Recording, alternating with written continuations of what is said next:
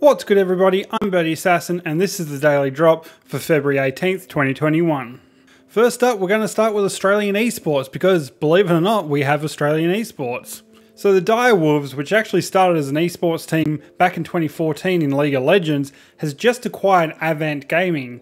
Now they haven't disclosed the financials on this deal whatsoever, but it does mean that the Direwolves now have their own CSGO team.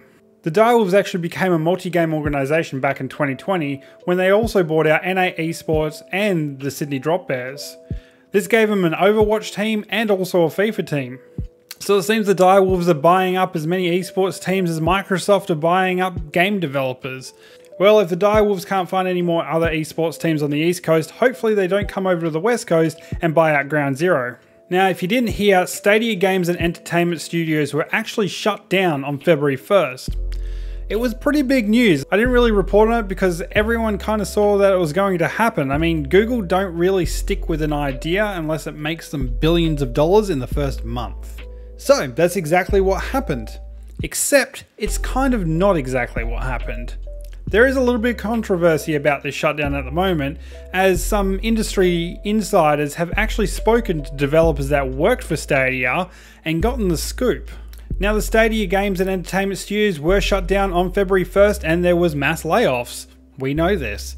What we didn't know is that just a few days before, the Vice President and General Manager Phil Harrison actually said to all their employees and developers that they had made amazing progress in such a short time. On top of this, he also told them that he will be announcing the 2021 strategy for Stadia very soon.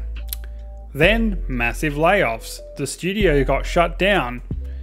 I think he's the only one that actually kept a freaking job. So what do you think? He's sitting there in his office building, he's got a massive budget for the Stadia and now it's all just going to go into his payroll because, let's face it, he doesn't have anyone to pay anymore.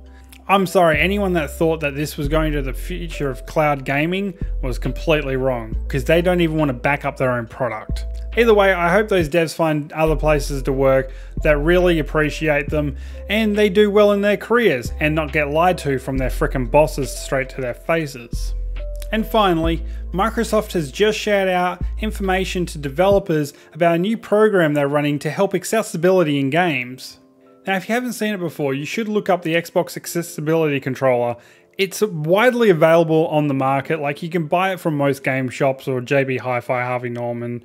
Best Buy, I believe, even have them. You can get them on Amazon. It's just a controller for an Xbox, but it is made for the disabled gamer in mind, and it's absolutely amazing, especially with all the third-party attachments you can possibly put onto it. That was one of the first steps that Microsoft actually took to make games more accessible for gamers with disabilities, and it really works. I used to have regular customers when I ran a game store that were disabled. They would come in sometimes every single day, just to talk, have some fun, play our demo PlayStation with me, stuff like that.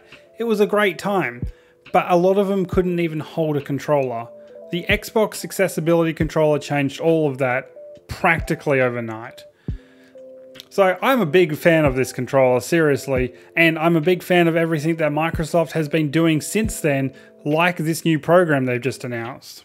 The new program is pretty much set up to help devs make their games more accessible to more people. Now, the way they're doing this is with a list of best practices pretty much, which they call the Xbox Accessibility Guidelines for developers. Now, this is meant to ensure that if you follow these guidelines, you're going to be able to allow as many people play your game as possible, no matter what their disability. Also a part of the program is the inclusion of gamers with different types of disabilities to help test and provide feedback on each individual game. If you think about it, this is one of the biggest leaps that anyone could possibly make for accessibility in games. So I really hope this works out and it keeps continuing to grow and devs take more and more notice of this kind of thing. Because the more developers that actually use programs like this, the better that gaming is going to become for everyone.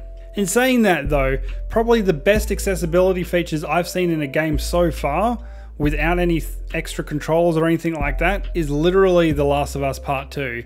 There's a reason why that game has won so many awards, and accessibility awards were a couple of them. Now, if only they brought it to Xbox or even PC so somebody could use the accessibility controller on it and make it literally the ultimate accessibility game. And that's all we have time for today. Don't forget to go to gamerfield.com.au, use code birdyassassin to get 10% off your order. And if you like this video, hit that like button, hit that subscribe button for daily updates. And until then, stay safe and keep gaming. I'll see you next time.